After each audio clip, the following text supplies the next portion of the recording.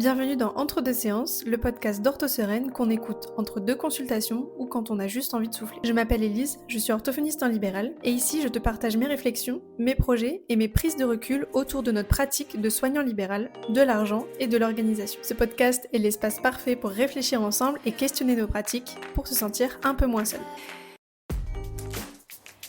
Bonjour à toutes et à tous et bienvenue dans ce 12e épisode de Entre deux séances. Nous sommes le dimanche 12 avril 2026 et la semaine numéro 15 vient de s'écouler. J'espère que tout le monde va bien, que vous avez passé une bonne semaine de Pâques puisque c'était lundi de Pâques ce lundi. Et ben écoutez, moi ça a été, je vais vous raconter un petit peu ma semaine numéro 15. Il n'y aura pas de questions pour aujourd'hui parce que j'ai beaucoup de choses à vous dire dans les sujets de la semaine, donc je pense que je ferai une partie questions un petit peu plus conséquente la semaine prochaine. Et sans vouloir mentir, j'ai aussi oublié de mettre une boîte à questions, mais c'est pas plus mal parce que j'ai vraiment pas mal de choses à dire. Peut-être que le podcast sera pas si long que ça, mais j'ai pas mal de sujets à balayer aujourd'hui. Et ben, hop, je me mets dans une position confortable. C'est parti. Pour rappel, c'est ça que j'ai oublié de dire. Pour rappel, ce podcast est sans coupage, sans montage, pas de bullshit, que de l'authentique. Comme d'habitude. Donc, pour cette semaine numéro 15, lundi, c'était lundi de Pâques. Donc, on a fait un repas avec ma famille du côté de ma maman. On a vu mes grands-parents, mes cousins, mes tantes, mes oncles. C'était super chouette. En plus, il a fait super beau. Donc, c'était un super moment en famille. Mardi, rien de spécial. Je suis allée au travail, comme à peu près tout le monde, je pense. J'ai travaillé, rien de spécifique pour mardi. Mercredi, pareil, j'ai eu une grosse journée.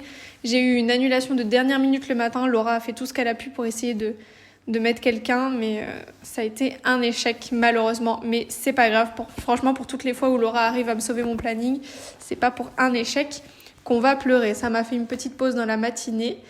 Le soir, j'ai eu un visiotram de langage oral qui s'est bien passé. Il me semble que c'était un groupe un peu timide le mercredi parce que j'ai eu un deuxième groupe jeudi à la suite de ma journée complète de domicile. J'ai eu un deuxième groupe de visiotram de langage écrit un petit peu plus dynamique, un petit peu plus dans l'échange et dans le partage. Enfin bref, dans tous les cas, les deux, c'était super chouette. C'est juste que souvent, il y a des dynamiques très très différentes en fonction des groupes. Il suffit qu'il y ait une personne qui soit un petit peu motrice pour engrainer le groupe. Mais c'était très très bien.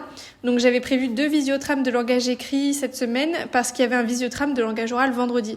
Et donc je voulais qu'il y ait le plus possible de personnes qui puissent assister à la version gratuite pour se décider s'ils voulaient faire la session de langage oral vendredi. Et donc procéder à l'achat parce que le visiotram de langage oral est payant. J'ai eu pas mal d'inscriptions au visiotram de langage oral à la suite de ces 2 visiotrams de langage écrit, donc j'estime que c'est une réussite. On était 35 à la session du visiotram de langage oral de vendredi. Alors il y a 50 places maximum, donc on n'a pas rempli, mais c'était quand même une belle performance. Pareil, le visiotram de langage oral vendredi, c'était un super moment. Il y a eu des petits bugs au niveau des liens pour certaines personnes, donc j'ai essayé de me rattraper comme j'ai pu, mais c'était trop bien. Donc ça, c'était vendredi soir. Sinon, vendredi dans la journée, le matin, j'ai eu un appel avec une orthophoniste d'un service ORL pour discuter d'un cas de patient. En fait, j'ai reçu un patient de 2 ans et demi, là il va avoir 3 ans cette année, qui est sourd, qui a une surdité profonde à gauche, je crois, et une surdité sévère à droite. Donc il entend quasiment rien. Le pauvre, il a eu des appareils auditifs, mais c'était pas suffisant. Donc là, il s'est fait opérer en février pour une pose d'implant cochléaire. Sauf que donc c'est des gens qui habitent juste derrière le cabinet. Donc je pense qu'ils voulaient absolument venir au cabinet où je travaille. Et du coup, la grand-mère, la mère ont vraiment insisté. Ils ont appelé à plusieurs reprises pour qu'on puisse prendre le petit en rééducation. Donc j'ai fini par les prendre parce que je me suis dit il a quand même 2 ans, il avait 2 ans au moment où ils ont appelé. Je me suis dit allez, je vais le prendre, j'y connais rien, mais bon, c'est mieux que rien. Donc je l'ai pris tout en leur disant que j'étais pas spécialement formée mais que je ferais au mieux. Et donc le petit, quand il s'est fait opérer en fait au CHU, il a vu plusieurs fois une orthophoniste pour faire des bilans. Et elle fait pas de rééducation, il me semble, en tout cas pas pour lui. Et elle avait dit aux parents qu'elle était disponible pour qu'on s'appelle et me donner des pistes pour que je sache quoi faire en rééducation, parce que moi j'avoue que je suis un petit peu démunie. J'arrive à faire des choses, on fait des lotos des bruits, on essaie de faire des onomatopées, on fait des jeux qui induisent du bruit, etc. Mais j'ai l'impression de faire un peu n'importe quoi. En fait, je suis pas sûre de moi. Je pense pas que ce soit mauvais, mais je suis pas sûre de moi et je me dis peut-être qu'il y a quelque chose de plus efficace. Et donc j'ai eu un appel avec l'orthophoniste du service vendredi qui m'a donné plein de pistes, plein de choses à faire avec mon patient. Il y a plein de choses aussi qu'elle m'a dites et qui m'ont confortée dans l'idée que je faisais quand même quelque chose de correct. Donc ça c'est chouette. C'est trop bien de pouvoir faire des échanges comme ça avec des orthos qui sont vraiment spécialisées dans leur domaine et très compétentes. J'ai trouvé que c'était hyper enrichissant et ça m'a permis en même pas 30 minutes d'appel, je pense qu'on est resté au téléphone 20 minutes, ça m'a permis de repartir avec des billes pour plusieurs mois de rééducation. Je vais savoir exactement comment progresser. J'ai plein d'idées, donc franchement c'est trop chouette. J'ai hâte que ce petit loulou il évolue, parce que là pour l'instant ses implants cochléaires en sont au premier réglage, donc il entend toujours pas. Et du coup l'orthophoniste, j'ai essayé de rassurer les parents en me disant ça doit être normal.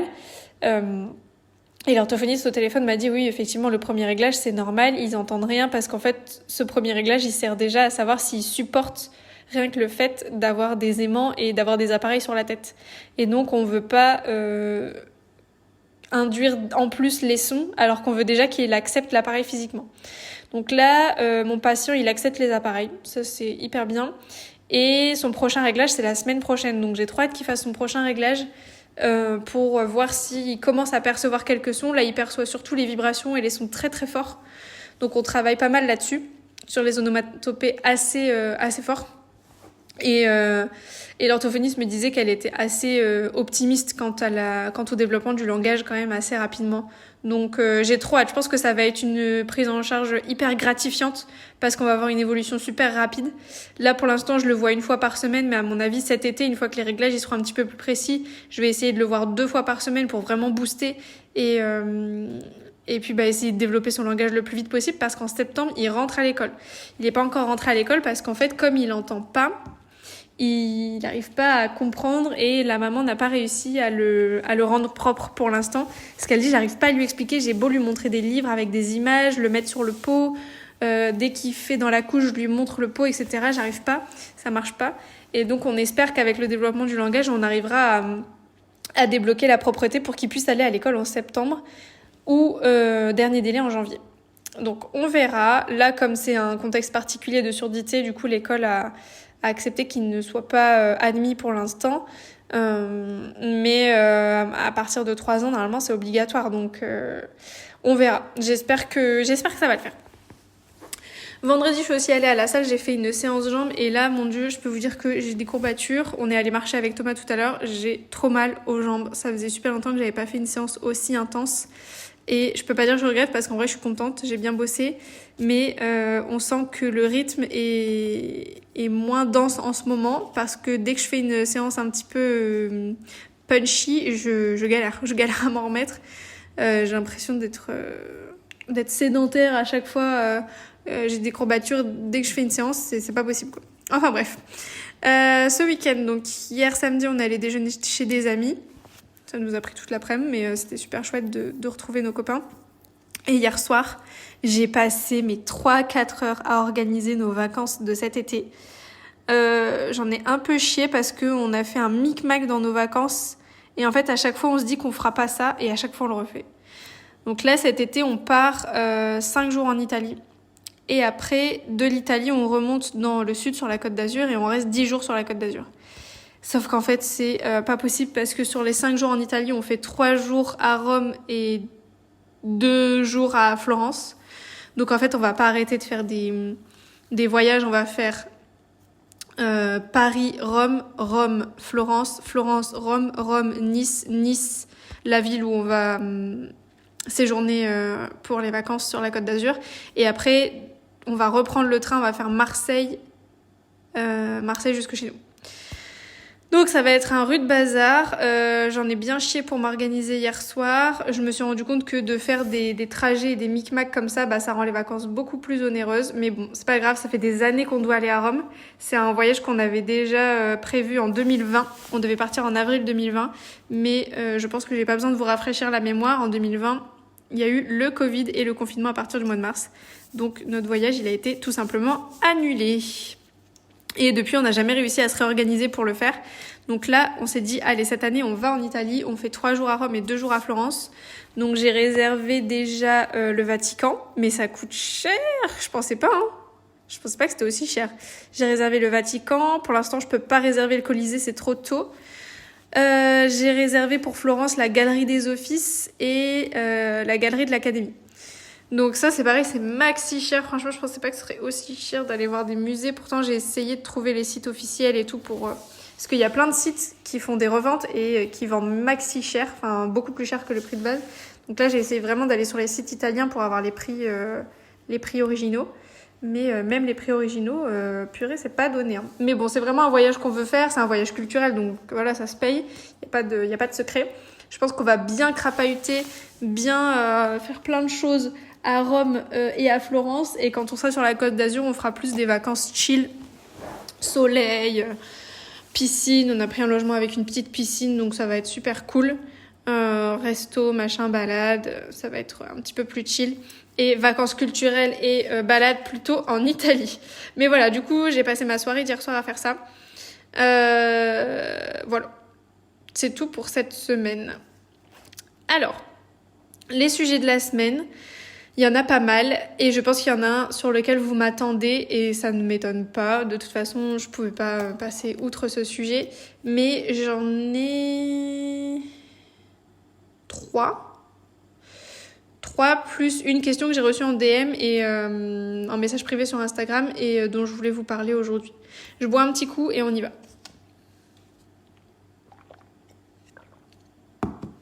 Alors, premier sujet, et je pense que vous y attendez, c'est le post qu'il y a eu sur les clés de la réussite, donc le groupe de Guillaume Lefebvre, sur orthophonie et business.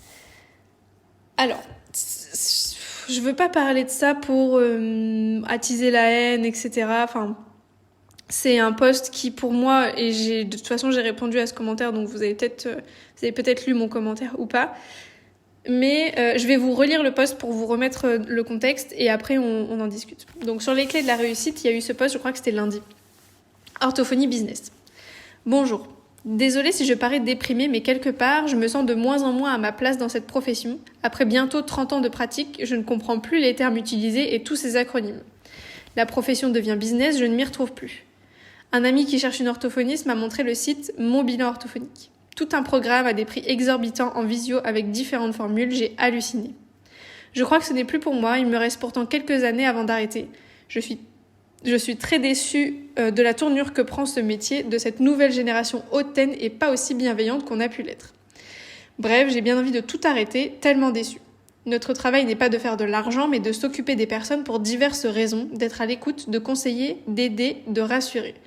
Voilà, je me sens dégoûtée, sûrement trop naïve, mais sincère. Je vois certains commentaires qui me confortent dans mes idées. Pour faire de l'argent, ce n'est pas ce métier qu'il fallait choisir.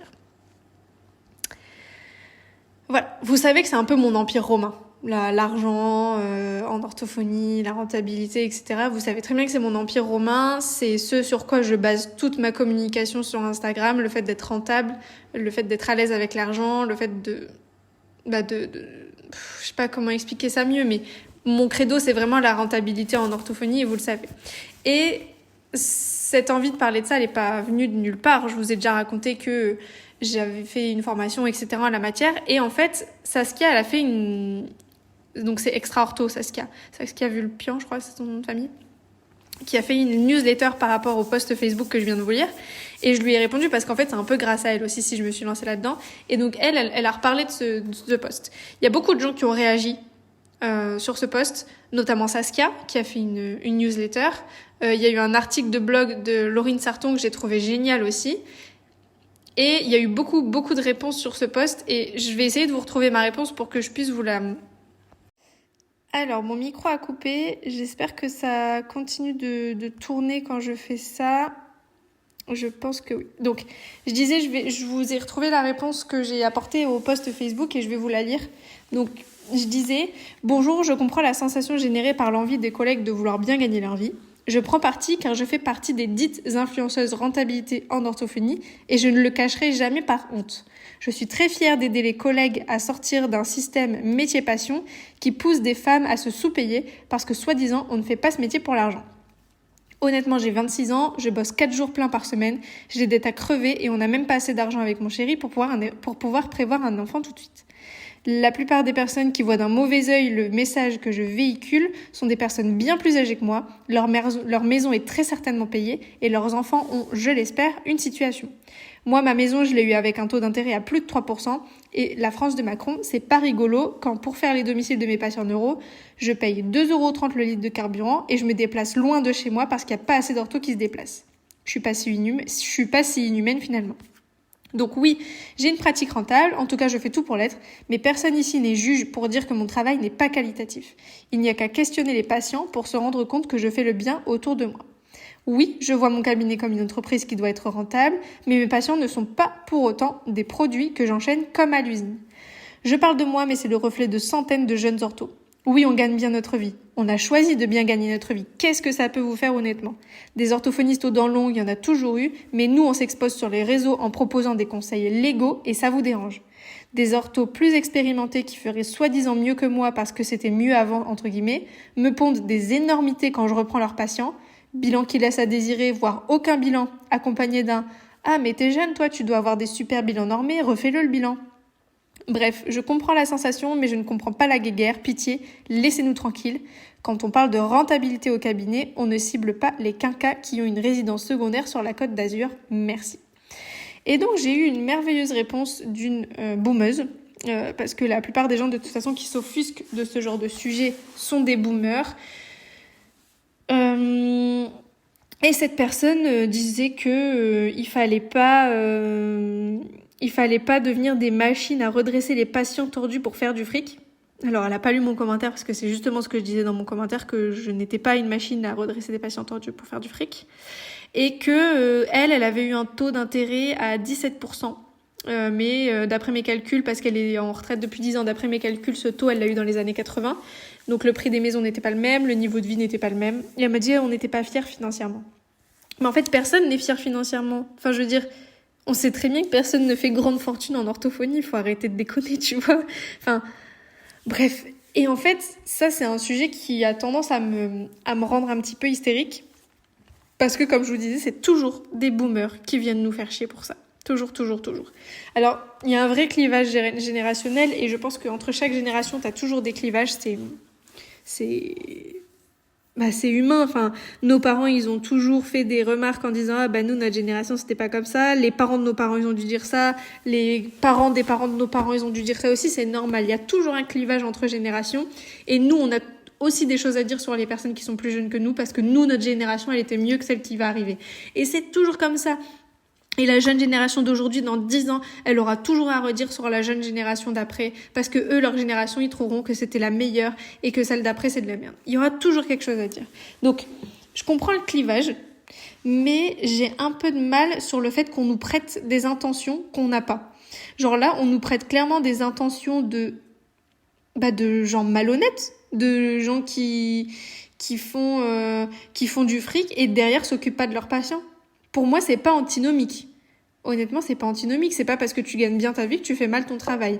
Et il y a une genre de dimension tabou au bout de l'argent et je pense que ça commence vraiment à se désacraliser, en tout cas en termes chez les jeunes générations, chez les boomeuses, malheureusement, c'est toujours pas le cas et je pense qu'on pourra pas le changer parce que, comme je vous disais, c'est un clivage générationnel qu'on ne pourra pas changer. C'est tout. Et en fait, ces boomeuses-là, elles viennent nous faire la morale alors qu'on paye leur putain de retraite de merde. Et que nous, on n'aura jamais, en fait. Et ça me rend vraiment dingue. Et là, je vais commencer à devenir vulgaire parce que c'est vraiment un truc qui me rend dingue. Les boomers qui viennent nous faire chier parce qu'on fait du fric, alors que c'est avec ce fric-là que je payais des putains d'impôts de fou pour payer vos retraites de merde que nous, on n'aura jamais, j'ai envie d'égorger quelqu'un, en fait. J'ai vraiment envie d'égorger quelqu'un parce que moi, je paye ta retraite, toi, Dominique, Catherine, Evelyne, tous les prénoms que vous voulez. Et je dois payer la mienne aussi parce que moi, il n'y a personne qui me la paiera, la mienne, dans 40 ans. Donc, à un moment donné, arrêtez de nous casser la tête. Ces boomers, là, ils ont tout eu. Ils ont tout eu post-guerre. Ils ont eu leur maison pas chère. Alors ouais, ils ont eu un taux d'intérêt à 17%. Pendant combien de temps? Parce qu'après, ils l'ont renégocié. Ils ont eu un niveau de vie correct. Ouais, en fait, dans toutes les générations, il y a eu des trucs pas faciles. Mais là, nous, on se fait couper la gorge.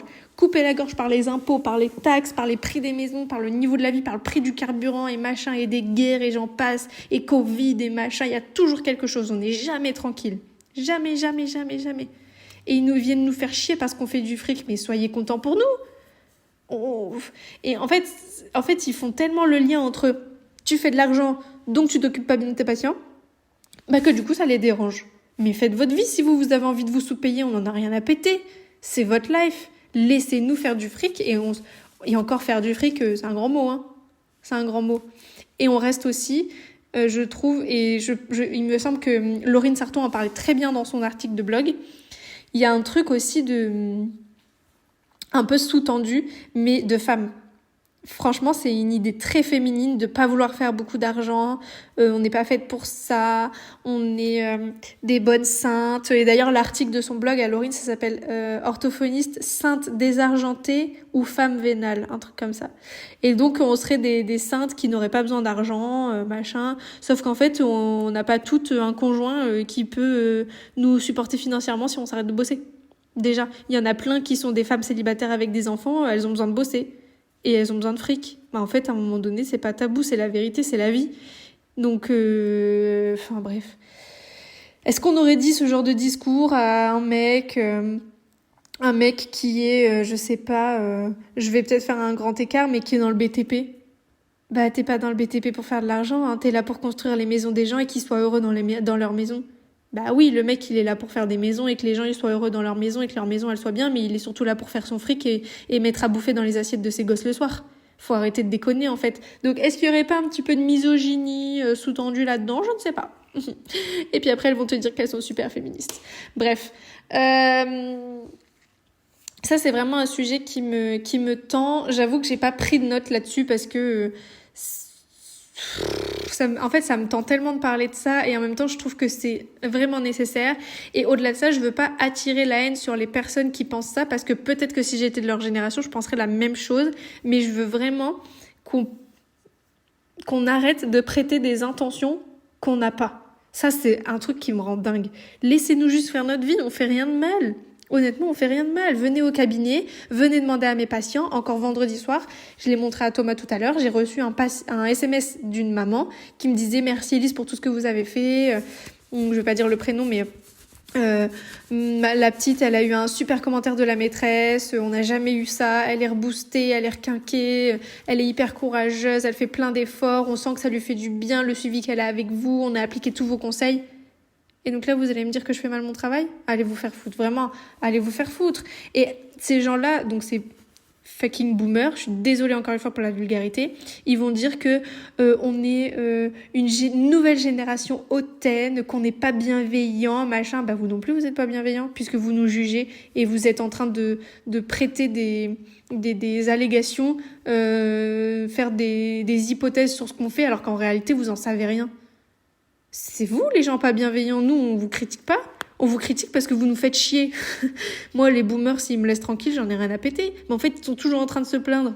Toujours en train de trouver un truc à dire sur nous. Laissez-nous tranquille. Pitié, quoi. Putain, ça me rend dingue, je te jure. Vraiment, c'est un truc qui me rend zinzin. Je pourrais je pourrais me foutre un coup de poing dans le mur comme les mecs un peu toxiques, là. Bref. Bon. J'ai tellement de choses à dire sur ce sujet, mais je vais commencer à devenir beaucoup trop vulgaire et je vais m'éparpiller sur des trucs qui n'ont rien à voir.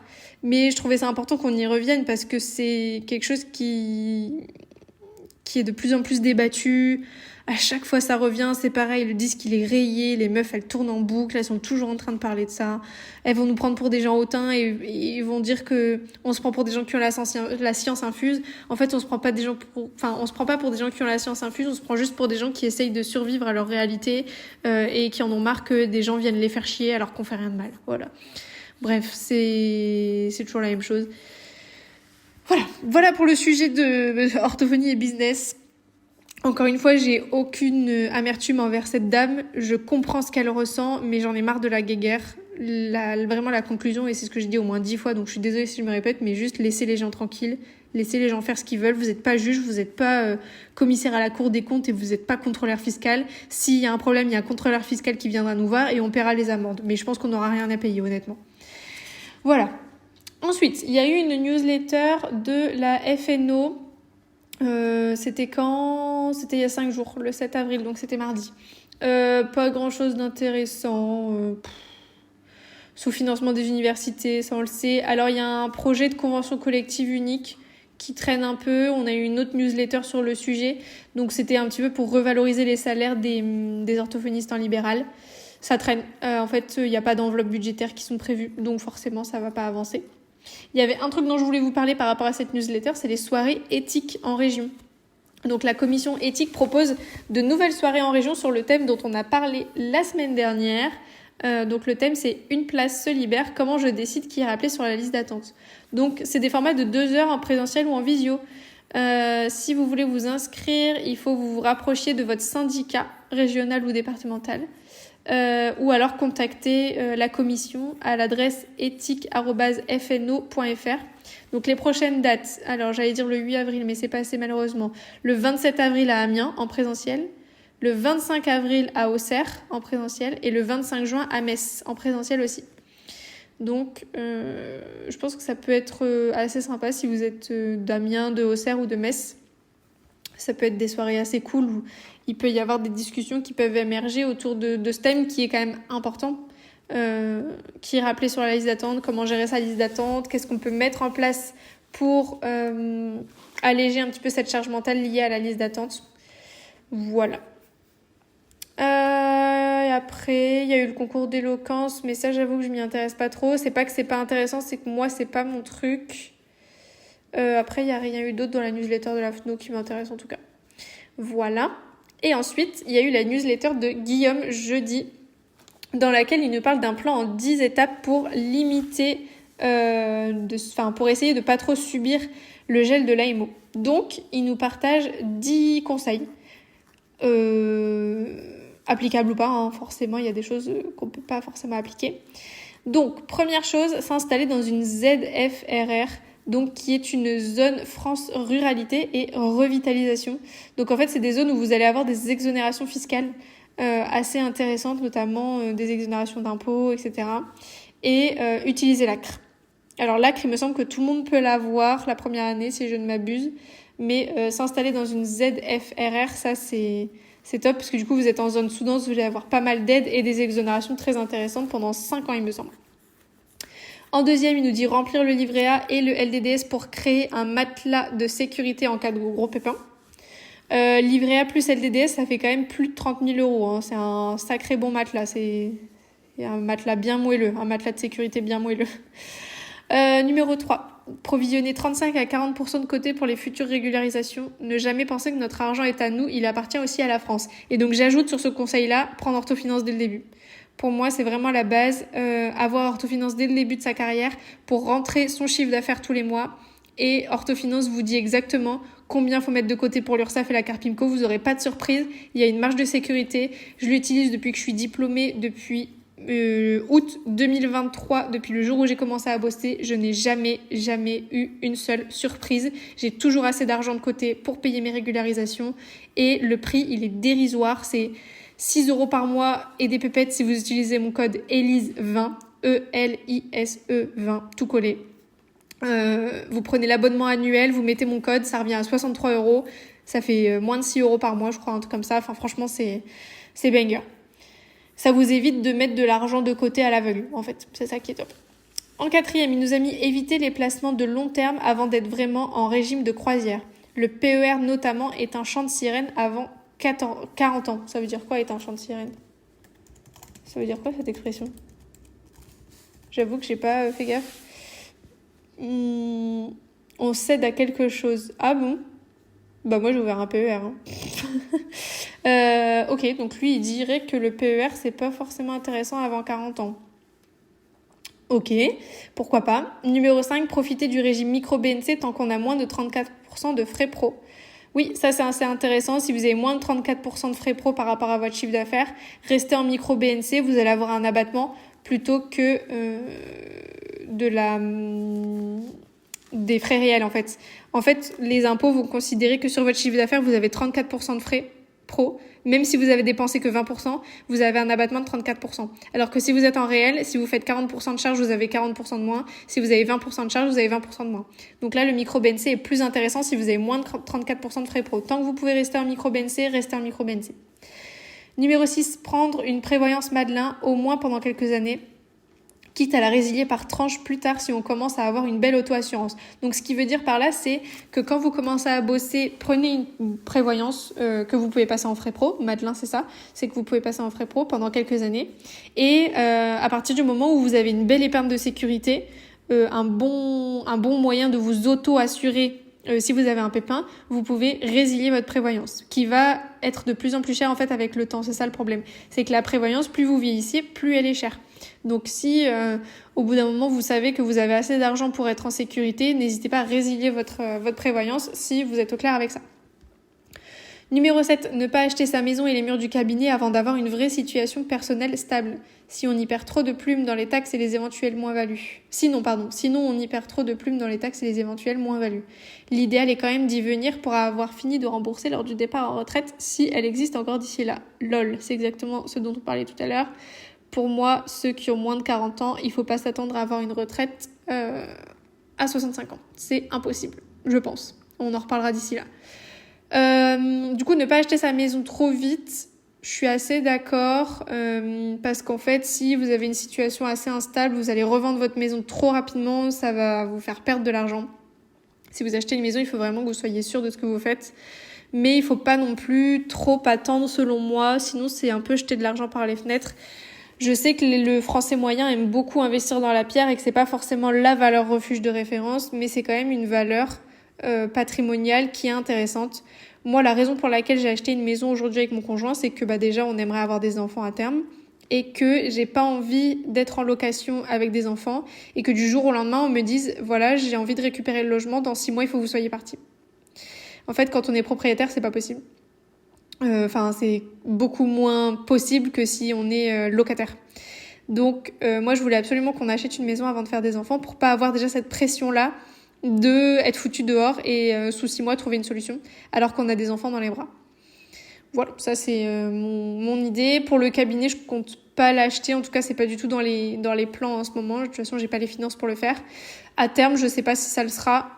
Franchement, j'y ai pas réfléchi, j'en sais rien. Pour l'instant, ça se passe très bien, mon loyer n'est pas cher. Donc je vois pas pourquoi je me casserais la tête à acheter un cabinet. On verra d'ici là. Point numéro 8, épargne de moyen et de long terme pour constituer des revenus annexes à prendre. En commençant par les bienfaits et les inconvénients du PEA, de l'assurance vie, des SCPI, du LMNP. Donc PEA, c'est le plan d'épargne en action. Les SCPI, je sais plus exactement ce que ça veut dire l'acronyme, mais en gros c'est investir dans l'immobilier mais un peu virtuel. Vous investissez pas dans du vrai immobilier, vous achetez pas un appart que vous louez. C'est genre vous louez dans l'immobilier mais un peu virtuel. Et les LMNP, c'est de la location meublée non professionnelle, donc ça va être tout ce qui est appart meublé en fait que vous louez. Il nous dit ensuite prendre des risques quand on est encore jeune parce que les placements volatiles sont les plus rentables à long terme. Ne pas épargner comme une mémé de 90 ans. Fonds euros d'une assurance vie plus livret A. Donc en fait, quand on est jeune, le problème c'est que bien souvent on n'a pas d'épargne de sécurité et en fait on a aussi envie d'investir parce qu'on sait que le meilleur levier c'est le temps. Et donc moi c'est ce que j'ai commencé à faire, j'ai commencé à investir sur mon PEA mais à côté j'arrivais pas à remplir mon épargne de précaution. Donc pour l'instant j'ai suspendu mes versements sur mon PEA en attendant de me refaire une épargne de précaution correcte et je recommencerai à alimenter mon PEA qui a déjà un petit peu d'argent dessus, donc finalement ça continue de travailler, c'est juste qu'il n'y a pas d'apport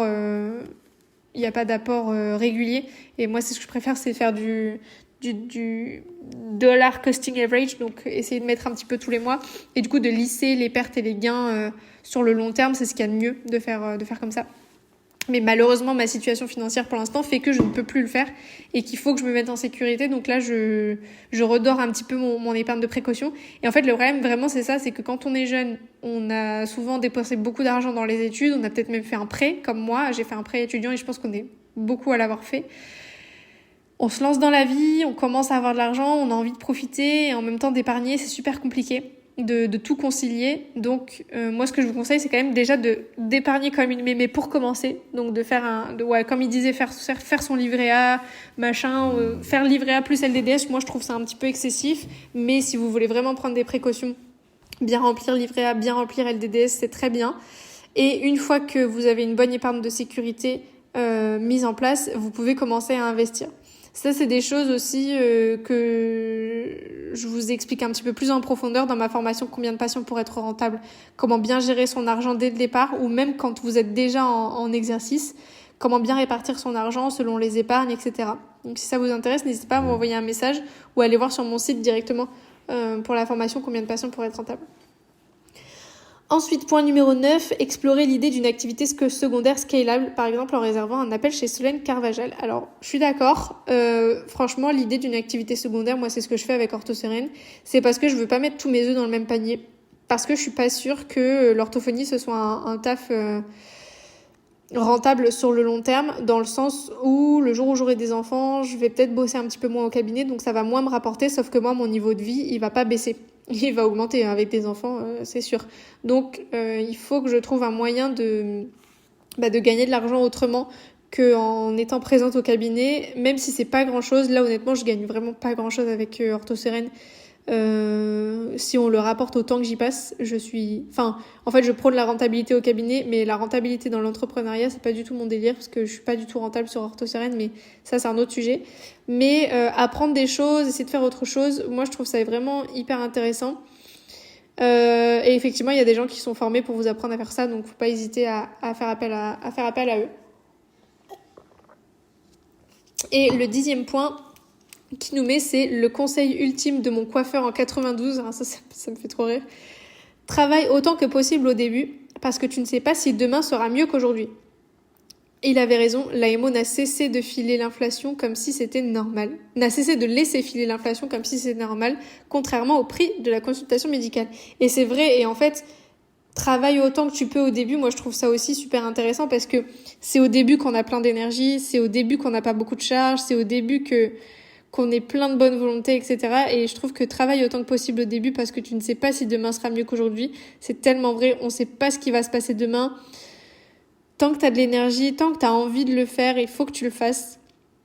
Et assure-toi une sécurité pour plus tard si jamais tu as besoin de lever le pied. Donc voilà, donne tout tant que tu as de l'énergie. Oula, désolée. Voilà pour ça. Ça, j'en ai parlé. Oh bah tiens, la newsletter de Guillaume, je n'avais même pas écrit. Ensuite, j'ai reçu l'orthophoniste, le numéro d'avril 2026, et j'avoue que j'ai pas pris le temps de le feuilleter. Donc je voulais vous en parler, mais j'ai pas pris le temps de le feuilleter. On va regarder le sommaire ensemble pour voir s'il y a des choses intéressantes dont je pourrais vous parler la semaine prochaine. Alors, tac. Conseil d'administration fédéral, on s'en fout. Panorama du secteur social et médico-social. Ouais. Le plan d'accompagnement personnalisé, des nouveautés et le besoin de clarifier le rôle des orthos. Et ça, je vous avais déjà lu une newsletter, je pense, mais je pense que ce sera intéressant qu'on en reparle. Donc, je vais l'entourer. Je pense que je vais le relire pour vous en parler la semaine prochaine. Le plan d'accompagnement personnalisé. L'observation en orthophonie, entre découverte, théorie et pratique clinique. Ouais, bof, le titre, il me donne pas trop envie. Carte d'identité d'un organisme militant. Ouais, ça, c'est chiant. Nouveau référentiel de formation, une modification en profondeur. Est-ce qu'il y aura des informations un petit peu plus complètes sur le nouveau référentiel de formation? Je vous en parlais la semaine passée. La commission, je sais plus ce que c'était cette commission, là. La commission de la formation initiale, je crois, un truc comme ça, qui est en train de travailler sur une nouvelle maquette. Donc là, sur le numéro d'avril, il y a un article là-dessus. On va voir s'ils nous en disent un petit peu plus. Une Adréo, 27e rencontre internationale. Ouais. Affiche NGAP. Il y a les nouvelles affiches de la NGAP dans ce numéro. Retraite, 60 ans, chouette, je demande mon entretien retraite à la Carpinco. Bon, ça, pourquoi pas le lire pour voir un petit peu comment ça se passe, mais on est bien d'accord que pour nous, c'est un peu mort. Quelques nouvelles d'orthophonistes du monde. Autisme par Nicolas Petit, pourquoi pas, on va regarder. Questions-réponses juridiques, on va regarder aussi.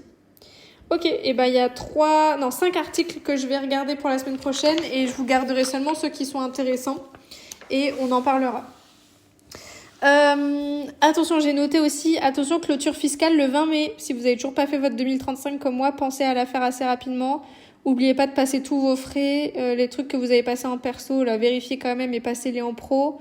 Parce que vous avez oublié de les passer en pro. Comme moi, il y a des trucs que je paye en perso, il faut que je les repasse en pro, là, j'ai oublié. N'oubliez pas de faire votre clôture fiscale dans le mois. Et je vous parle juste de ce qui se passe la semaine prochaine, comme ça c'est fait. Et après, on répond à une question. Alors, la semaine prochaine, j'ai mon planning sous les yeux, ça tombe bien. Tchouk, tchouk, tchouk. Demain, j'ai un appel téléphonique avec quelqu'un de Topaz pour parler éventuellement d'une collaboration. Donc, je vais voir parce qu'en fait, je pense que vous imaginez même pas le nombre de messages que je reçois sur Instagram pour des collaborations commerciales, pour que je fasse de la pub, etc. Le nombre de choses que je refuse parce que c'est soit du scam, soit c'est des trucs qui sont pas du tout en accord avec ce que je veux faire. Et il y a des fois, il y a des trucs très bien, mais c'est pas du tout en accord avec ce que je veux véhiculer, genre des livres pour les enfants 10, etc. Je pense que c'est des choses vraiment géniales, mais je peux pas me permettre de trop m'éparpiller sur les sujets que j'aborde sur mes réseaux sociaux.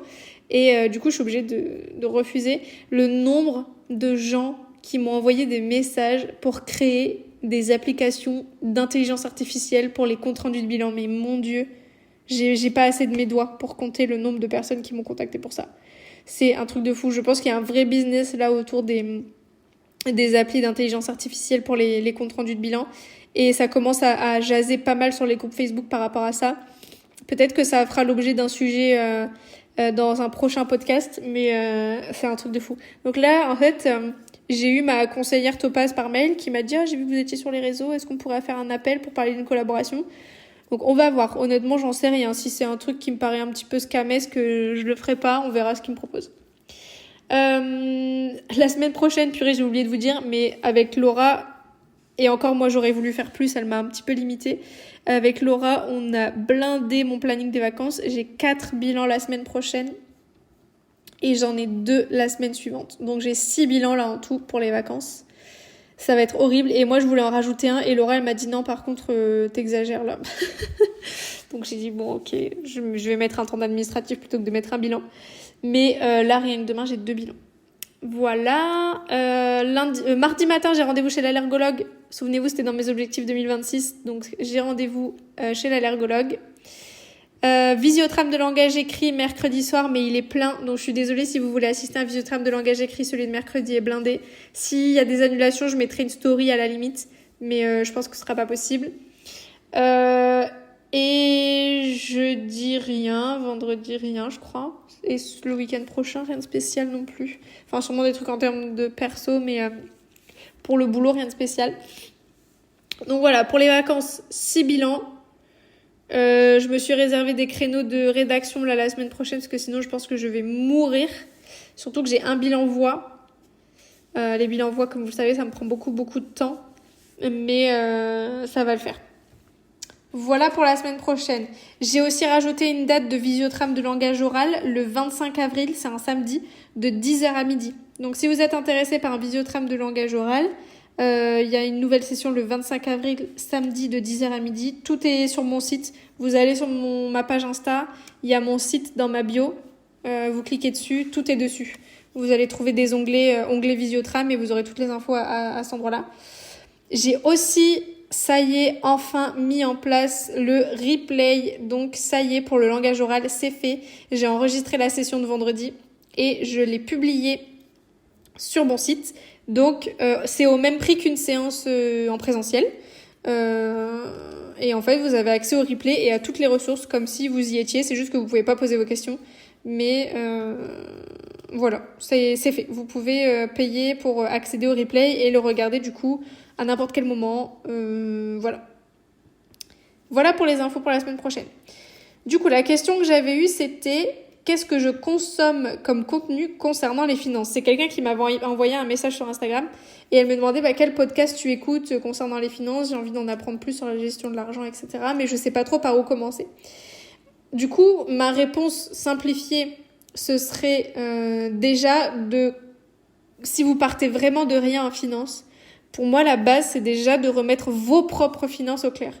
Ça sert à rien de commencer à vous intéresser au placement, PEA, PER, assurance vie, machin, si déjà vos propres finances ne sont pas gérées. Si déjà vous avez pas de vision sur ce qu'il faut payer pour l'URSSAF et la carte Limco, ce qu'il faut payer pour les impôts, ce qu'il faut que vous versiez comme argent, ce qu'il faut que vous mettiez de côté pour, les vacances, pour machin. Déjà, si ça, c'est pas clair, ça va pas. Et donc ça, si vous voulez remettre tout ce que je viens de dire là au clair, encore une fois, je suis désolée, je radote, mais ma formation Combien de patients pour être rentable, elle est faite pour ça. Elle va vous aider en fait déjà à remettre au clair ce que vous générez comme chiffre au cabinet, ce que vous dépensez en termes de pro et en termes de perso, et calculer le seuil de rentabilité, donc le nombre de patients qu'il faut que vous voyez par semaine ou par mois pour rentrer dans vos charges. Et après, au-delà de ça, au-delà de trouver ton seuil de rentabilité, il y a aussi toute une partie sur la gestion de l'argent. Ok, maintenant je sais combien de patients il faut que je vois, mais qu'est-ce que je fais de tout cet argent ? Enfin, de tout cet argent, comme si on brassait MDR selon Dominique Boumeuse sur Facebook. Qu'est-ce que je fais de l'argent ? Comment je le gère ? Comment je le place, etc. Déjà, les premiers placements de base sur les livrets défiscalisés. Et après, si vous voulez passer, si déjà votre gestion de budget est hyper claire, etc., que vous n'avez pas besoin de passer par cette première étape, vous allez pouvoir vous intéresser aux investissements. Il y a 2 options qui s'offrent à vous. Soit vous vous formez vous-même, et du coup, vous allez un petit peu tâtonner, vous allez peut-être être déçu, etc., mais c'est une possibilité. Soit vous vous faites accompagner et vous faites une vraie formation. Donc, soit vous vous formez en consommant le contenu. Moi, j'aime beaucoup le contenu de Finary, donc F-I-N-A-R-Y. Le fondateur de Finary s'appelle Mounir, je sais jamais son nom de famille, je retiens pas, mais je lis leur newsletter, je regarde leurs vidéos sur YouTube qui je trouve sont très bien faites. J'aime beaucoup leur façon d'expliquer, etc. Enfin, j'aime beaucoup Mounir, je trouve qu'il parle très bien en plus dans ses vidéos, j'aime beaucoup ça. Et je suis aussi sur les réseaux Rachel Finance, qui a aussi une formation, il me semble, que je connais pas très bien. Je suis aussi Finance with Rina. Donc, finance, F-I-N-A-N-C-E, with W-I-T-H-R-I-N-A, with Rina, qui parle un petit peu de ça aussi sur Insta. Et je suis aussi et surtout Finance Ortho Soignant sur Instagram. Donc, Finance Ortho Soignant, c'est Gwenaëlle qui est orthophoniste et son conjoint Cyril qui est maître de chez, qui ont une formation, un accompagnement sur les finances et sur l'investissement. Donc là, c'est vraiment intéressant si vous voulez en savoir plus et avoir une stratégie personnalisée, vraiment sur mesure, selon votre profil, votre vision, votre objectif, etc. Et en fait, ce qui est bien, c'est qu'avec Gwenaëlle et Cyril, déjà, de base, ils vont vous aider à élaborer votre objectif. Et ensuite, une fois que vous avez élaboré votre objectif, ils vont vous guider dans le chemin pour atteindre cet objectif et vous faire une stratégie vraiment personnalisée, adaptée à votre profil. Donc ça, sur Instagram, c'est Finance Ortho Soignant. Je travaille avec eux, je les aime beaucoup, ils sont adorables et leur formation est vraiment top. Voilà pour la question de ce que je consomme concernant les finances. Je regarde beaucoup de choses sur YouTube. Je consomme pas de podcasts en la matière, mais j'ai essayé et en fait, je trouve ça horrible, les podcasts sur les finances. C'est très long, c'est imbuvable, il y a des termes très compliqués. Donc moi, je préfère les vidéos YouTube de Finary qui sont très claires. Rachel Finance, elle fait des vidéos sur YouTube aussi et il y a sûrement d'autres personnes que je connais pas, mais je préfère me concentrer sur seulement quelques personnes que je trouve fiables et cool plutôt que de m'éparpiller et d'écouter plein de conseils partout. Le mieux, ça reste quand même la stratégie personnalisée avec des personnes qui s'y connaissent vraiment. Donc si vous voulez ça, il faut vous former. Voilà pour aujourd'hui. J'espère que cet épisode vous a plu. Il y a eu un petit peu de tout. Il y a eu un petit peu de violence avec le post sur la rentabilité. Il y a eu d'autres choses, mais voilà, j'espère que ça vous a plu. La semaine prochaine, je ne manquerai pas de vous mettre une boîte à questions pour répondre à vos questions dans le prochain épisode. En attendant, pour moi, il me reste 2 semaines de travail avant les vacances. Je vous souhaite du coup une merveilleuse semaine numéro 16, qu'elle soit reposante pour celles qui sont en vacances et galvanisante pour celles qui travaillent. Je vous souhaite également un bon dimanche si vous m'écoutez aujourd'hui et je vous dis à la semaine prochaine. Ciao, ciao!